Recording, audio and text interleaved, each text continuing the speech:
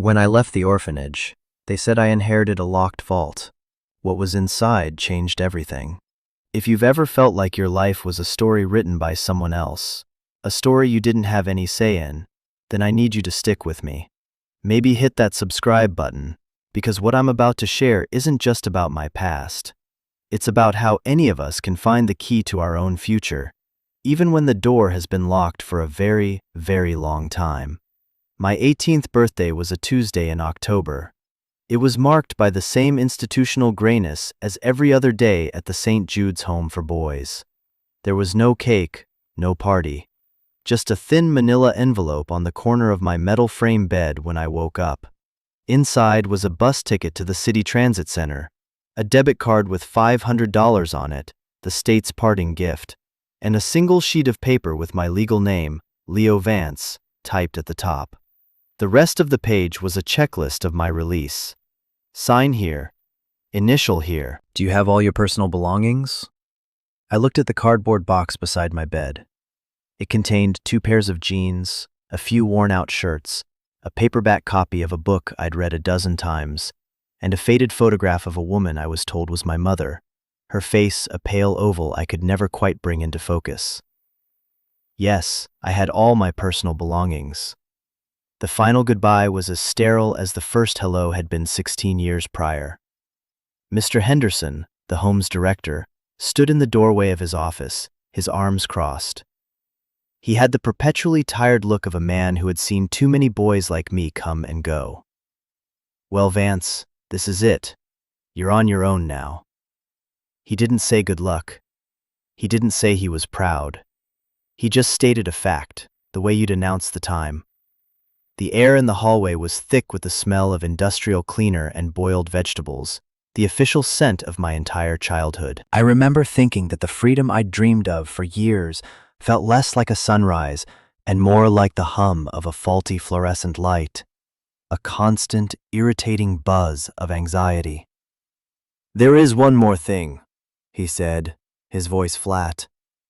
He turned back to his desk and picked up another envelope, this one thicker, made of heavy, cream-colored paper. It felt alien in his hands, too elegant for this place. "This came for you, from a law firm." He handed it to me. My name was on the front, written in a flowing, unfamiliar script. I turned it over in my hands. It felt heavy, like it was full of secrets. "Law firm?" I asked. My voice was a croak. In my world, lawyers only meant trouble. They were the ones who took you away, not the ones who gave you things. "Don't know anything about it," Henderson grunted. "Just that I was instructed to give it to you on your 18th birthday, and only on your 18th birthday." He looked at his watch. "You'll miss your bus." It was a dismissal. I nodded, clutching the strange envelope, and walked down the long, polished hallway for the last time. The sound of my worn-out sneakers squeaking on the linoleum was the only sound that followed me. Each step was a countdown, each squeak a tiny, pathetic cheer for a freedom that felt more like an eviction. I didn't look back. Looking back was a luxury for people who had something good to look back on. All I had was a series of identical hallways, locked doors, and the quiet, gnawing certainty that I had been left behind for a reason. I was a loose thread, a clerical error, a boy whose story began and ended with a closed file in a cabinet. Or so I thought. The weight of that envelope in my hand was the first hint that my story might have a different chapter, one that had been waiting for me all along. I waited until I was on the bus, crammed into a seat with cracked vinyl, to open the lawyer's letter. The bus lurched away from the curb, and through the grimy window, I saw the brick facade of St. Jude's shrink until it was just another building on a street I never wanted to see again. My hands were shaking slightly as I tore the seal. The paper inside was thick, expensive. The letterhead read, "Albright and Finch, Attorneys at Law." The words swam in front of my eyes. "Dear Mr. Vance, on behalf of the estate of your late grandfather, Mr. Alistair Vance, we are writing to inform you of your inheritance, which becomes legally accessible upon your 18th birthday. My grandfather. The words didn't compute. I had no grandfather. The official story, the one recited to me in hushed, pitying tones whenever I asked, was that my mother had died shortly after I was born, and my father was unknown. Her parents, my grandparents, were long deceased. There was no one. That was the foundational truth of my life. No one. Yet here was a letter, speaking of a grandfather I never knew, in a state I couldn't imagine. I read on, my heart pounding against my ribs. The letter was written by a Ms. Eleanor Albright. Her tone was formal, precise. She explained that my grandfather had passed away many years ago, but had left a very specific set of instructions. I was the sole beneficiary of his estate. The estate consisted of a small, rural property, 3 acres of land and a farmhouse, in a town called Havenwood, a place I'd never heard of. And something else. The letter was very particular about this part.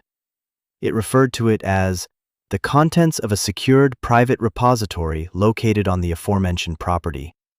A vault. He had left me a locked vault.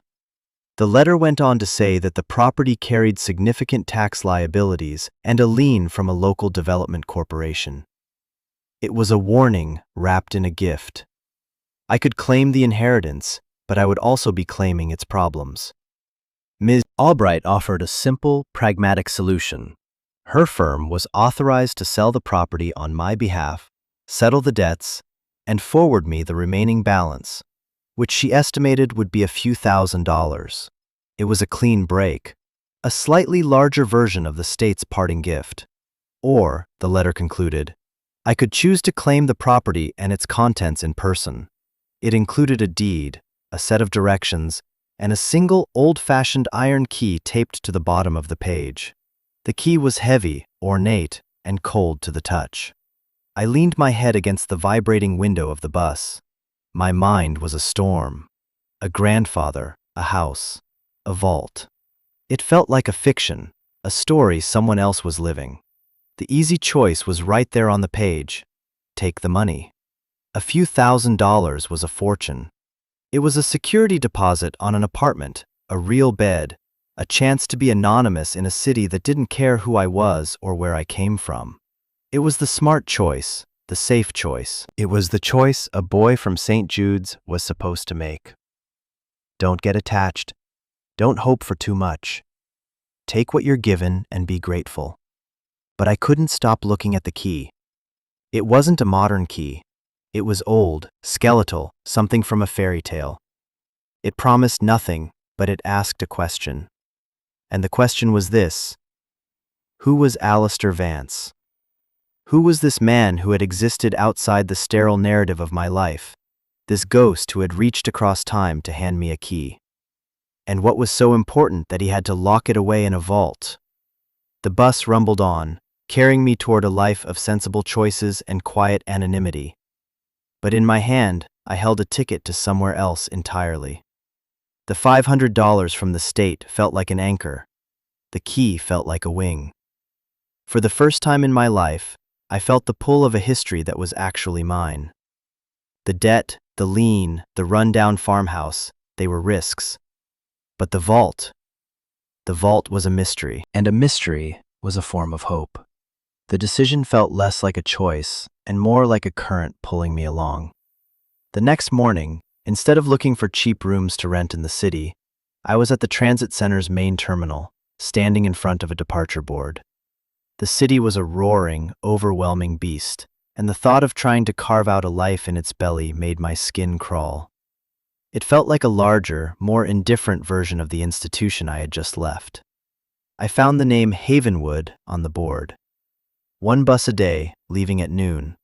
The journey would take 6 hours, heading deep into the state's forgotten northern counties.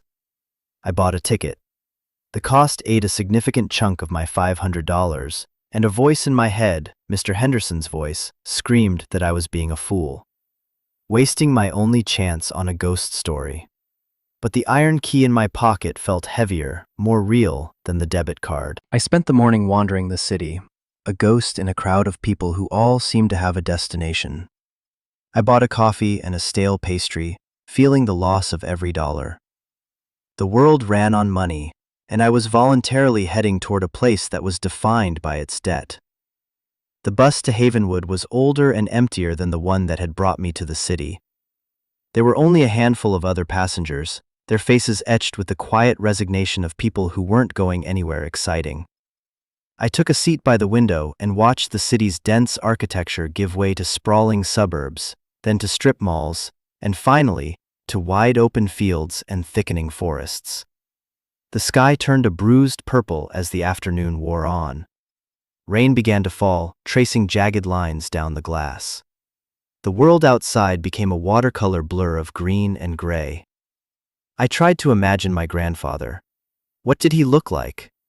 Why did he hide me? The questions circled endlessly, with no answers. I felt a profound sense of loneliness. But it was different from the loneliness of the orphanage.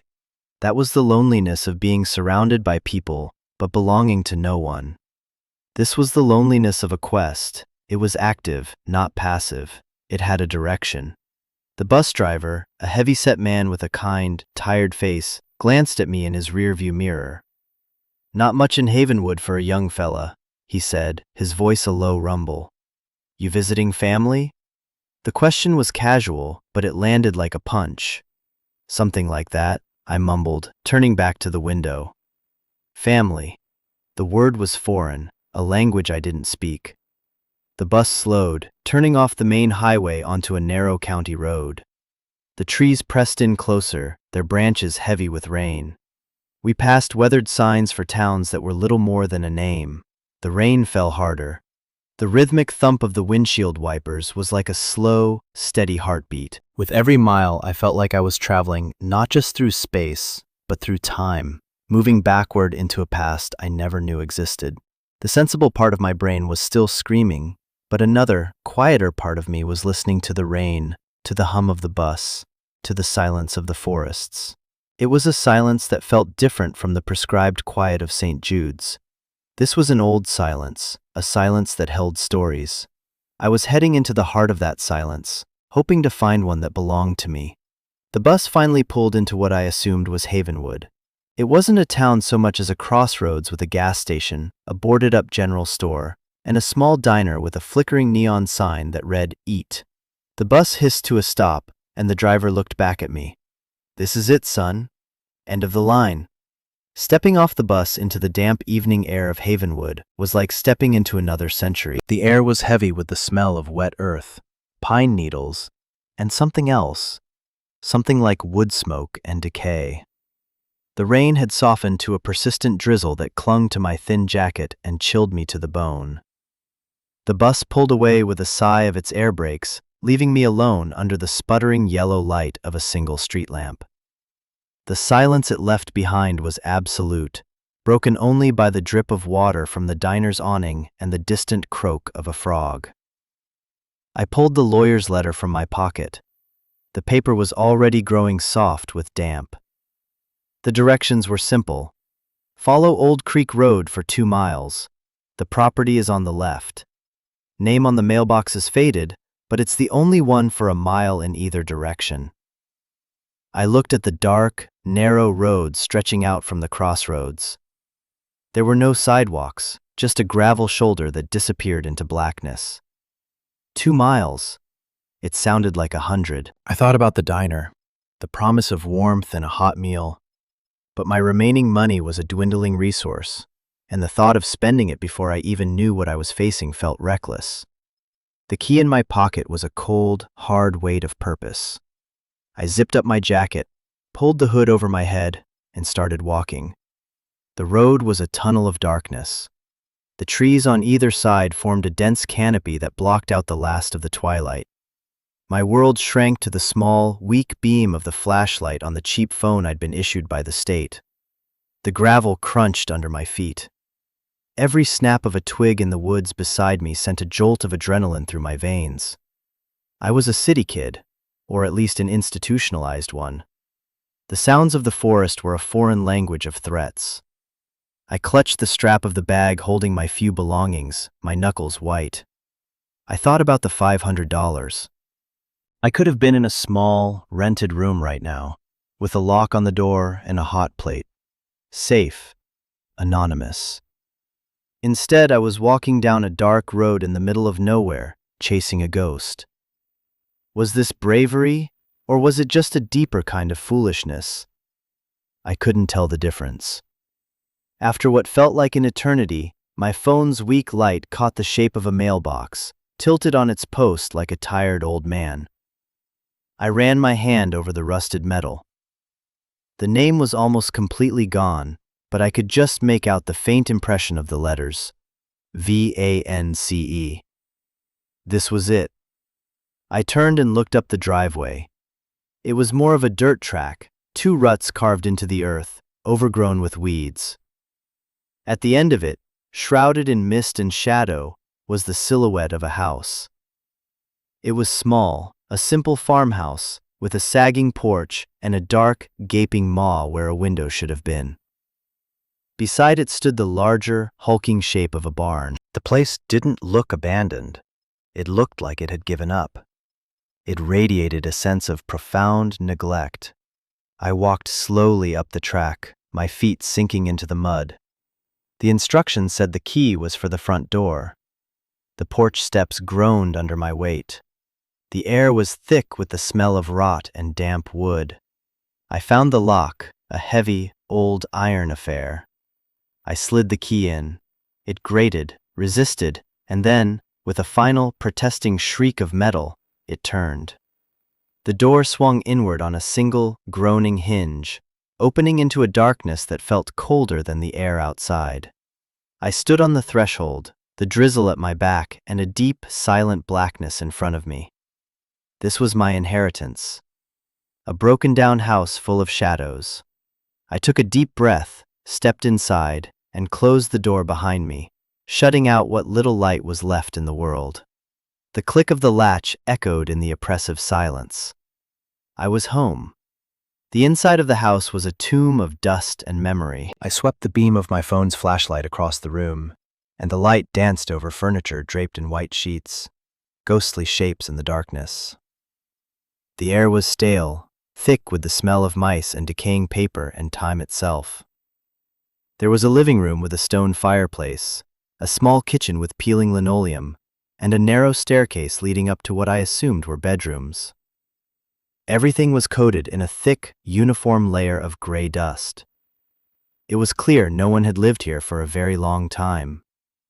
My first priority was finding the vault.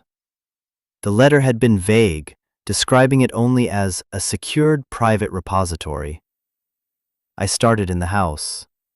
I pulled the sheets off the furniture, revealing a simple couch, a wooden table, a few chairs. Nothing. I checked the closets. They were empty, save for a few cobwebs and the faint, lingering scent of mothballs. I went upstairs. 2 small bedrooms, each with a bed stripped bare to the mattress, stains mapping its surface like forgotten continents. I pulled up rugs, tapped on walls, searched for any sign of a hidden compartment. Nothing. The house was just a house, empty and sad. The disappointment was a cold knot in my stomach. Had I come all this way for nothing? Was the vault just a strange turn of phrase in a legal document? I moved on to the barn. The huge sliding door was stuck fast with rust and time. I had to put my shoulder into it, grunting with effort until it finally scraped open a few feet, just enough for me to slip through. The inside of the barn was cavernous, smelling of hay and earth and rust. My light cut through the gloom, revealing old farm equipment, rusted tools hanging on the walls, and stacks of rotting wooden pallets. It was a cathedral of forgotten work. I searched methodically, my hope dwindling with every empty corner I checked. Then I saw it. In the far corner, partially hidden behind a stack of old tires, was a section of the concrete floor that looked different. It was a newer, smoother patch of concrete, about 6 feet square. and in the center of it was a heavy, recessed steel ring. My heart hammered in my chest. I dropped to my knees and cleared away the dirt and debris. It was a trap door. I hooked my fingers through the ring and pulled. It was immensely heavy. I had to brace my feet and use my entire body, straining until my muscles screamed. With a deep groan of protest, the concrete slab lifted an inch. I managed to prop it open with a rusted crowbar I found nearby. Then slowly, carefully, I heaved it all the way over. It crashed onto the floor with a deafening boom that echoed through the barn. Below was a set of steep concrete steps leading down into darkness. The air that rose up to meet me was cold, dry, and metallic. It was the air of a sealed space. I pointed my light down the stairs. They ended at a solid steel door, set directly into the earth and concrete. It looked like the door to a bank vault. In the center was a large spoked wheel, and next to it, a combination dial. This was it, the repository. My grandfather hadn't just built a safe, he had built a bunker. I scrambled down the steps, my hands trembling with a mixture of fear and exhilaration. I ran my hand over the cold steel. There was no keyhole. The combination. How was I supposed to know the combination? My hope crashed. I was standing in front of the one thing that might hold the answers to my entire life, and I was locked out. I slumped down on the steps, defeated. I thought back to the lawyer's letter. It had been so precise. The key for the house, the directions. It wouldn't make sense for my grandfather to lead me this far only to leave me stranded. There had to be another clue. I went back into the house, my mind racing. I searched the rooms again, this time with a desperate focus. In the kitchen, I pulled out all the drawers. In the back of one, beneath a crumbling drawer liner, my fingers brushed against something taped to the bottom. It was a small, folded piece of paper. I unfolded it carefully. On it was a series of 6 numbers, written in the same elegant script as my name on the envelope. The wheel was stiff. It took all my strength to get it to turn. I followed the instructions I'd seen in movies, turning the dial with painstaking slowness. Right to the first number. Left past it twice to the second. Right past it once to the third. The tiny clicks of the tumblers were the loudest sounds in the world. After the last number, I held my breath and turned the large wheel counterclockwise. For a moment, nothing happened. Then, with a deep, resonant thunk, something heavy shifted inside the door. I pulled the handle. The door was incredibly heavy, but it swung outward with a whisper of perfectly balanced hinges, releasing a gust of cool, preserved air. The beam of my phone cut into the darkness. The vault was a small, windowless room, about 10 feet by 10 feet, with concrete walls. It wasn't filled with gold bars or jewels. It was filled with boxes, meticulously stacked and labeled cardboard file boxes. On a small wooden table against the far wall sat an old, portable cassette player and a metal lockbox. This wasn't a treasure chest. It was an archive, a tomb of information. I stepped inside, the heavy door swinging shut behind me with a soft hiss and a final, definitive click. I was plunged into absolute darkness and silence. My phone's light felt pathetically small. I fumbled for a light switch on the wall, and, to my astonishment, it worked. A single, bare bulb flickered to life overhead, casting a sterile, yellow glow over the room. My grandfather had thought of everything, even running power down here. I started with the cardboard boxes. The labels were simple. Taxes, 1988. Correspondence. Town records. It looked like the office of a very paranoid accountant. I opened one box at random. It was filled with stacks of cash. Old bills, neatly bundled with rubber bands that had gone brittle with age. I quickly counted a bundle. $5,000.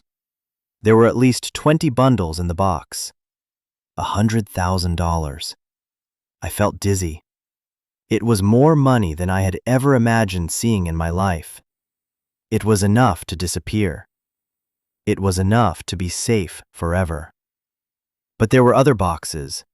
One, labeled Havenwood Development Corp., was filled with legal documents, blueprints, and internal memos that seemed to have been stolen or copied. Another, marked Lien, contained a thick file detailing the debt on the property, a debt that had been bought by that same corporation. Then I saw the metal lockbox on the table. Unlike everything else, it wasn't labeled. It was locked with a small, simple key that was sitting right next to it. My hands were shaking so badly I could barely fit the key in the lock. Inside were two things: a thick stack of letters tied with a faded blue ribbon, and a collection of about a dozen cassette tapes, each labeled with a date. I picked up the cassette player. It felt heavy, a relic from another time. The batteries were dead, of course, but on a shelf below the table was a shrink-wrapped package of D-cell batteries. My grandfather had planned for this moment, for me, to arrive years in his future. I loaded the batteries, my fingers clumsy. I picked up the first tape, dated just a few months after I was born. I put it in the player, the plastic door clicking shut. I hesitated for a long moment, my finger hovering over the play button. The voice on that tape would be the first piece of my true history I had ever heard. It was the voice of a man who had chosen to be a ghost so that I could live. I pressed play. A soft hiss filled the small room, and then a voice, a man's voice, low and steady, but with an undercurrent of weariness and grief that was so profound it felt like a physical weight in the air. "Leo," it said, "my boy, if you are hearing this, then I am long gone, and I am so sorry. My name is Alistair Vance," the voice on the tape began, and the sound of it, a voice I'd never heard but felt I knew, settled deep in my bones. "I am your grandfather, and the first thing you need to know is that you were not abandoned. You were protected. Every choice I made, every terrible, necessary thing I did, it was to keep you safe." I sank to the floor of the vault, leaning against the cold concrete wall, and listened as the story of my life was dismantled and rebuilt, piece by piece, over the course of that long, cold night. My grandfather had been a local journalist, the kind who believed in small towns and the small truths that held them together. He ran the local Havenwood paper. My mother, his only child, was named Clara. The photograph I carried, the one with the pale, blurry face, was her. He spoke of her with a love that was so fierce it felt like it could burn through the tape. She was vibrant, he said, and stubborn. She fell in love with a young man who was just passing through town, a man who never knew she was pregnant when he left. My father. A ghost in a story full of them. The trouble started, my grandfather explained, with the Havenwood Development Corporation. On the surface, they were bringing jobs and progress to a dying region. But Alistair started digging. He found a pattern of corruption that went all the way to the state capital. They were buying up land using predatory loans, intimidation, and falsified environmental reports, all to get at a massive, untapped granite deposit under the town. It was a billion-dollar play, and they were willing to do anything to protect it. He published a few articles, hinting at what he'd found. The warnings started then. A rock through his window, a cut brake line on his car. He sent my mother away for a while, for her safety. But she came back. She was stubborn, he said again, his voice cracking. And she had me. She came back with a baby boy. One night, she was driving home from a friend's house just outside of town. A black sedan ran her off the road. The police report called it a tragic accident. Icy roads, poor visibility. But my grandfather knew. He found paint from the other car on her fender. He knew it was a message. They had taken his daughter, and they would take his grandson next if he didn't stop. That was when he made his choice. He couldn't fight them and protect me at the same time. So he chose me. He spent a month creating a fiction. He used his old contacts to create a new identity for me, scrubbing my real one from the records. He staged a small fire at his house to destroy any remaining paperwork. He faked his own death in a boating accident. His body never recovered.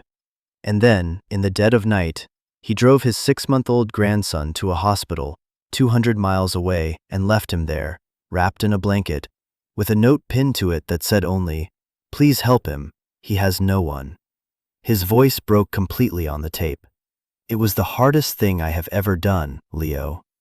Walking away from you, it was like tearing out my own heart. But they would have found you. They would have used you against me, or worse. In the system, you were invisible. You were a number. You were safe. It was the only gift I could give you, a life. Even if it was a hard one." He had spent the next few years in hiding, quietly gathering all the evidence he'd need to bring the corporation down. The documents in the boxes, the internal memos, the sworn affidavits from people he'd convinced to talk. He built the vault himself, by hand, to keep it all safe. The money was everything he had left, saved for me. The debt on the property was a weapon the corporation was still using, a way to try and legally seize the one piece of land that held the proof of their crimes. They didn't know about the vault, but they knew Alistair Vance had been a problem, and they wanted to bury his memory for good. The last tape was different. His voice was weaker, raspier. "I'm getting sick, Leo," he said.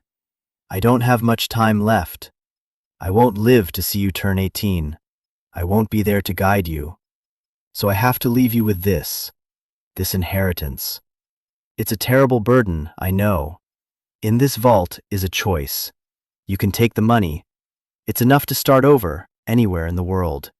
No one would blame you. You deserve a life of peace. Or, you can take this evidence to the authorities. The lawyer, Ms. Albright, her father was my dearest friend. She knows. She's been waiting. If you choose to fight, she will help you. The choice is yours. You can have a future, or you can reclaim our past. I cannot, and will not, make that choice for you. Whatever you do, know that your grandmother and your mother would be so proud of the man you've become. And know that I have loved you every single day."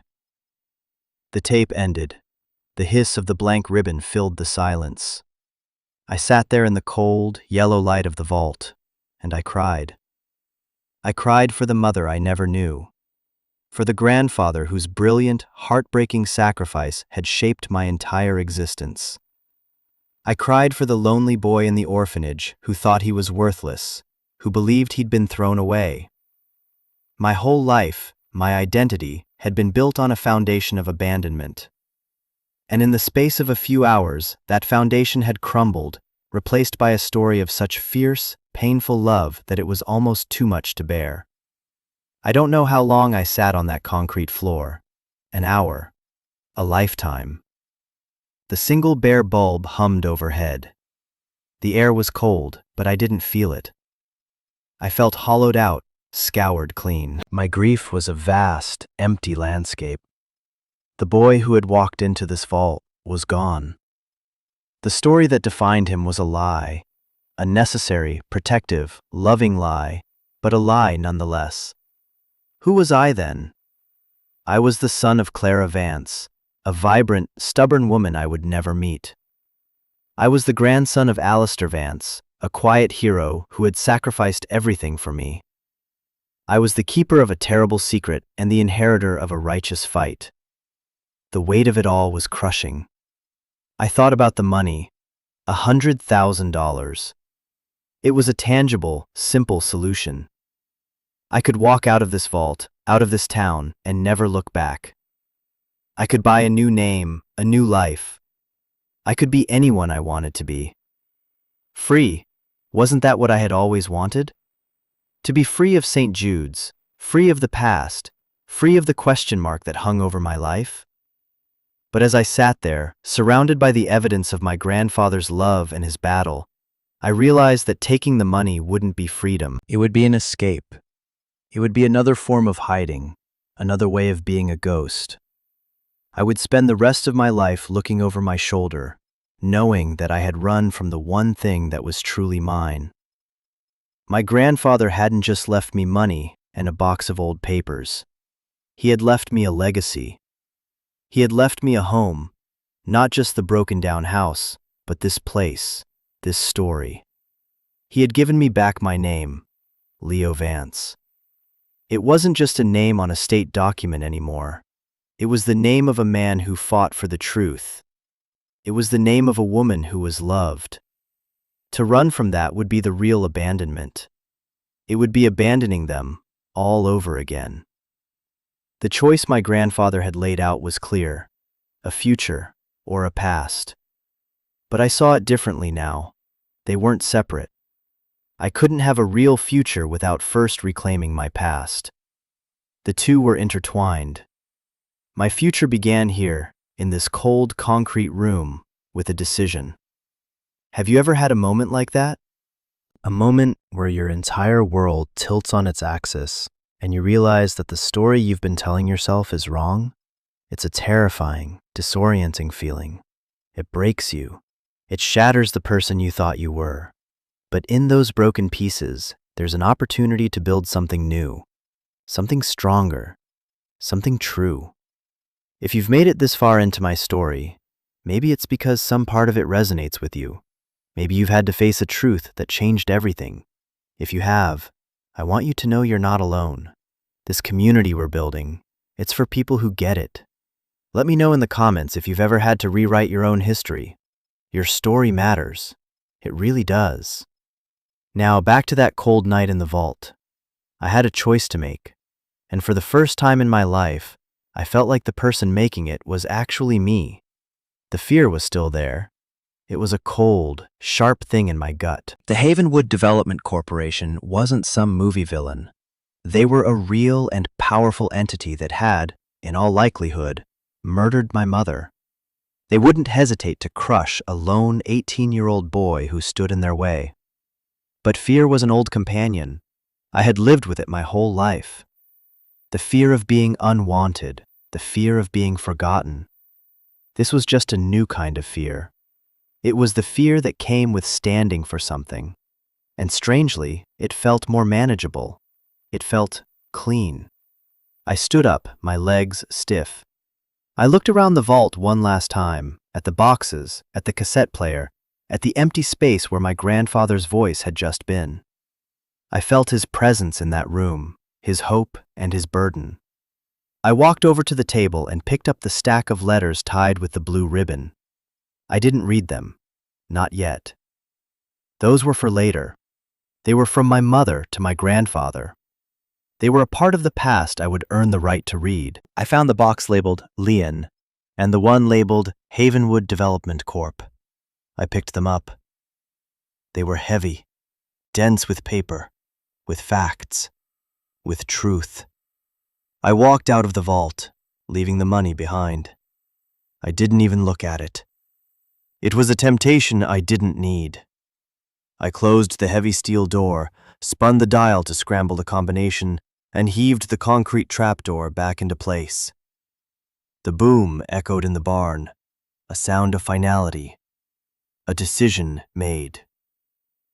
I spent the rest of the night in the dusty, cold farmhouse, sitting in the dark, the two boxes of evidence at my feet. I didn't have a plan. I just had a single, clear thought. I'm not running.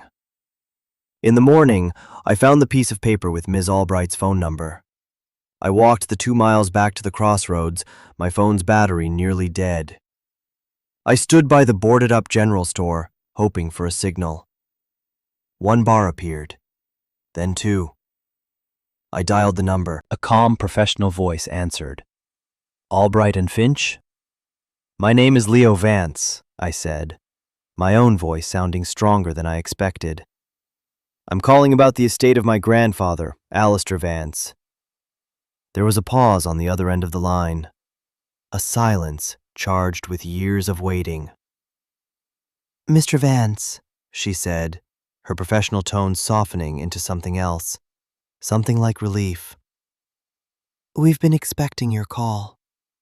I'm not selling the property, I said, looking back down the dark road toward the farm. I'm staying. and I think we need to talk. I have what he left me." The aftermath of that phone call was a quiet storm. Ms. Albright arrived in Havenwood 2 days later. She was a woman in her late 50s with sharp, intelligent eyes and a calm demeanor that radiated competence. She met me at the diner, the one with the flickering sign. She looked at me, a boy in a worn-out jacket who was technically her client, and her gaze was filled with a kindness that felt deeply personal. "Your grandfather was my father's best friend," she said, after we'd ordered coffee. "My father helped him build that vault. I made a promise to both of them that if you ever called, I would do everything in my power to help you see this through. For the first time, I wasn't alone in this fight." She took the boxes of evidence. Her firm, she explained, would begin the process of corroborating the information and preparing a case to present to the state's attorney general. It would be a long, slow fight. The corporation had deep pockets and powerful friends. "They will come after you," she warned me. "Not with threats, not at first. They'll use the law. They'll try to foreclose on the property using that lien. They'll try to bury us in paperwork. They will try to wear you down." And they did. The official-looking letters started arriving within a week. Foreclosure notices. Offers to buy the property for pennies on the dollar, framed as a generous way to relieve my debt. Men in suits driving slow-moving cars down the old dirt road, their faces impassive as they stared at the farmhouse. It was a war of attrition, a siege. But something had shifted in me. I was no longer a ward of the state, waiting to be told what to do. I was a landowner, a defendant. I had a stake in the world. While Ms. Albright and her team fought the legal battle in courtrooms and offices hundreds of miles away, I fought my own battle at the farm. I started by cleaning. I swept away 17 years of dust. I scrubbed the floors, washed the windows, pulled the weeds that were choking the life out of the yard. I used a small portion of the cash from the vault. Ms. Albright insisted it was my right to buy supplies. Cleaning products, paint, tools. I fixed the broken window. I repaired the sagging porch steps. The work was hard, physical, and deeply satisfying. Every speck of dust I wiped away, every nail I hammered, felt like an act of defiance. I was taking a place that had been left to die, and I was breathing life back into it. The locals in Havenwood, the few who were left, watched me with a cautious curiosity. I'd see them at the gas station or the diner. At first they were distant. I was an outsider, another ghost haunting a forgotten place. But they saw me working. They saw the lights on in the old Vance house for the first time in years. One afternoon, an old man named George, who ran the town's only garage, pulled up my driveway in his tow truck. He got out, looked at the half-painted porch, and grunted. "Alistair was a good man," he said, not looking at me. "He tried to warn us." He walked over to my grandfather's old, rusted pickup truck that sat sinking into the mud near the barn. "Bet I can get this running for you," he said. He spent the next 3 days tinkering with it, and by the end, the engine sputtered to life with a cloud of blue smoke. He wouldn't take any money for it. "Just put some gas in it," he said, wiping his greasy hands on a rag. It was an offering, an acceptance. I wasn't just the boy who had inherited the old Vance place. I was Alistair's grandson. I was one of them. The house slowly started to feel less like a collection of rooms and more like a home. It was a quiet, lonely life, but it was mine. I was building it with my own 2 hands. Months bled into a year. The legal battle raged on, a distant, abstract thing I only heard about in weekly calls with Ms. Albright. The corporation's lawyers were masters of delay and obfuscation. But Ms. Albright was patient, relentless. She was her father's daughter, and she was my grandfather's friend. On the farm, I fell into a rhythm. I worked on the house, I learned to tend a small garden, I read the books left in my grandfather's study, and I finally allowed myself to read my mother's letters. They were full of the small details of a life I'd never known. Her excitement about a local fair, her frustration with the stubbornness of her father, her hopes for her unborn child. For me, reading them felt like meeting her. Her handwriting was a looping, optimistic scrawl, so different from my grandfather's precise script. I found a picture of them together, tucked into one of the books. My grandfather, a serious-looking man with kind eyes, his arm around a young woman with a wide, bright smile. My mother.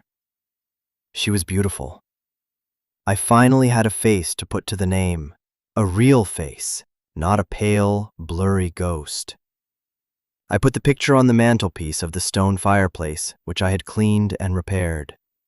It was the first truly personal object in the house. One evening, sitting on the porch I had rebuilt, watching the sunset paint the sky in shades of orange and pink, I thought about the word inheritance.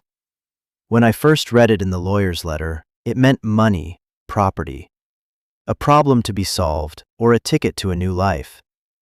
But I understood it differently now. My inheritance wasn't the house, or the money in the vault, or even the evidence against the corporation. My true inheritance was the story. It was the knowledge of where I came from. It was the love of a family who had fought for me in the only way they knew how. It was the choice to stand for something, to finish the fight my grandfather had started. The house wasn't just a building, it was a testament. The land wasn't just 3 acres of dirt, it was the ground my family had walked on, the place they were buried. It was home. Not because a deed said it was, but because I had chosen to make it so. I had chosen to defend it. The fear was still there, a quiet hum in the background, but it was drowned out by a sense of purpose that was stronger than anything I had ever felt. I was no longer a boy defined by what he had lost. I was a man defined by what he had chosen to protect. The story doesn't end there. The legal fight took another 2 years. There were depositions, hearings, and a constant barrage of legal maneuvers from the corporation designed to bankrupt us and break my spirit. But they underestimated me. They saw a boy who had come from nothing. They didn't understand that coming from nothing means you have nothing to lose and everything to gain. And they underestimated my grandfather's meticulous work. The evidence he had gathered was irrefutable. Combined with new testimony that Ms. Albright's investigators uncovered, it painted a damning picture of decades of corruption. The case finally broke. A major newspaper got hold of the story, and the public pressure became too much for the corporation to withstand. The state attorney general launched a full-scale investigation. Indictments came down. Executives were arrested. The company collapsed under the weight of its own crimes, its stock plummeting to nothing. The lien on my property vanished. The debt was gone. I had won. Or rather, we had won. My grandfather, my mother, Ms. Albright, and me. Today the farmhouse is no longer a wreck. It's a home. The paint is fresh, the garden is thriving, and the old pickup truck runs like a dream. The vault beneath the barn is still there, but it's empty now, save for the cassette player and my mother's letters. The money is gone. I used most of it to pay for the legal fees and to restore the house. The rest I donated to a charity that helps kids aging out of the foster care system. It felt right. It was the kind of thing my grandfather would have done. I didn't come all this way just to become a rich man. I came all this way to find my name. This journey started with a key to a locked room, but what I really inherited wasn't what was inside the vault. It was the choice the vault represented. The choice to run from your past or to stand and fight for it. The choice to accept the story you're given or to find the truth and write your own ending. They handed me a key, and I thought it would lead to treasure. In a way, it did. But the treasure wasn't money. It was purpose. It was family. It was home. It was the understanding that sometimes the most valuable things we inherit are the burdens, because it's in carrying them that we discover our own strength. And that's the lesson I want to leave you with. We all have vaults in our past, rooms full of pain or confusion or stories we were told that made us feel small. And maybe you don't have a literal key, but you have a choice. You have the power to face that past, to understand it, and to decide what it will mean for your future. You can let it define you, or you can use it as the foundation upon which you build a better life. What vault from your past did you have to unlock? What truth did you have to face to become the person you are today? Share it in the comments below. Your story is a key for someone else who might be feeling lost in the dark right now. Let's build a community here that understands that the hardest inheritances are often the ones that give us back to ourselves. Thank you for listening. And if my story meant something to you, please subscribe. There are so many more stories of finding home in the most unexpected of places.